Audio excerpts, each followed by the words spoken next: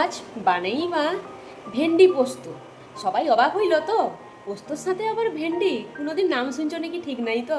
কিন্তু ভেন্ডির সাথে পোস্ত রান্না করে এত সুস্বাদু টেস্ট লাগে, খুবই অসাধারণ লাগে খাইতে। আমার রান্নাটা দেখো আর ঘরে একদিন বানাইবো, আর আমাকে কমেন্ট করি অবশ্যই জানাইবো যে কীরকম টেস্ট লাগছে খাইতে। যদি টেস্ট খারাপ হয় তার দায়ী কিন্তু আমার, আর যদি টেস্ট ভালো হয় তবে কিন্তু কমেন্টে ভর্তি করে দিব যে ভেন্ডি পোস্ত লাজবাব। প্রথমে ভেন্ডিগুলাকে ভালো করে ধুই শুকিয়ে নিতে হবে। শুকনা হওয়াটা কিন্তু খুব জরুরি। ভিজার ওই না ভেন্ডিগুলা এমন আঠা ছাড়বে মনে হবে ফেভিকল কোম্পানির নতুন ব্র্যান্ড অ্যাম্বাসেডর। আমি দেখো এখানে ভেন্ডি পোস্তর জন্য আলুগা বেশ সুন্দর করে ছোট ছোট করে লম্বা লম্বা করে কাটছি। আর দেখো ভেন্ডিগুলাকে সুন্দর মাঝারি সাইজ করে কাটি লেইটিয়ে তোমানেও ভেন্ডিগুলা আর আলু এইভাবে কাটবো। দিনে পোস্তটার স্বাদ কিন্তু দারুণ হবে একবারই। দেখো আমার ভেন্ডি আলুগুলা সুন্দর করে কাটা হয়ে গেছে। এবার একটা মিক্সির জারে 3 চামচ পোস্ত আর 4টা কাঁচা লঙ্কা দিয়ে পেস্ট করে রাখিয়ে দিচ্ছি মিহি করি। এবার একটা কড়াই লিছি, কড়াইয়ে পরিমাণ মতো সরিষার তেল গরম করিলি দিয়ে দিবা হয় ভেন্ডিগুলা। ভেন্ডিয়ে পরিমাণ মতো নুন হলুদ দিয়ে ভাজি লিবা একটু।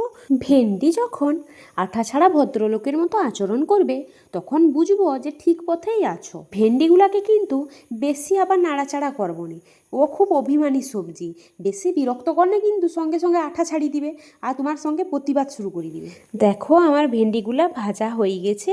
এবার কড়ানো করি সুন্দর করে উঠেই লিবা। ভেন্ডিগুলা উঠেইলি করি এবারে দিদিবা হয়ে সৌ কড়াইয়ে পরিমাণ মতো সরিষার তেল। তেলটা ভালো করে গরম করে লিবা। তেলটা গরম হয়ে গেলে দিদিবা হয়টে ফোড়ন হিসাবে জিরা।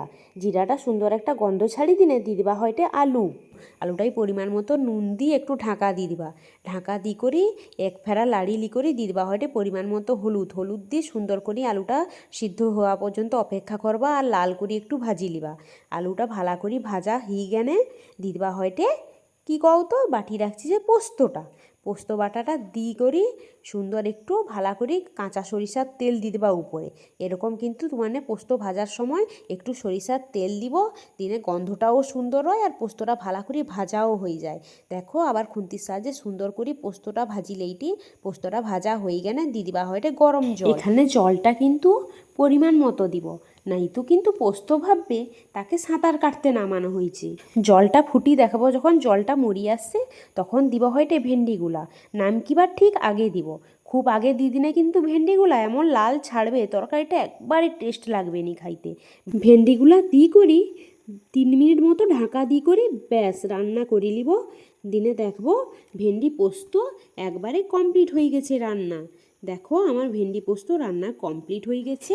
এবার গরম ভাতের সঙ্গে একবার মাখি খাই দেখো। যদি ঘরের সবাই কোন আর একটু দাও তো, তাইলে কিন্তু বুঝবো তোমার রান্না একদম সুপারহিট। আর যদি ভালো লাগে তাইলে ভিডিওটা লাইক করবো, বন্ধুনাকার সাথে শেয়ার করব, আর অবশ্যই সাবস্ক্রাইব করতে ভুলবো না।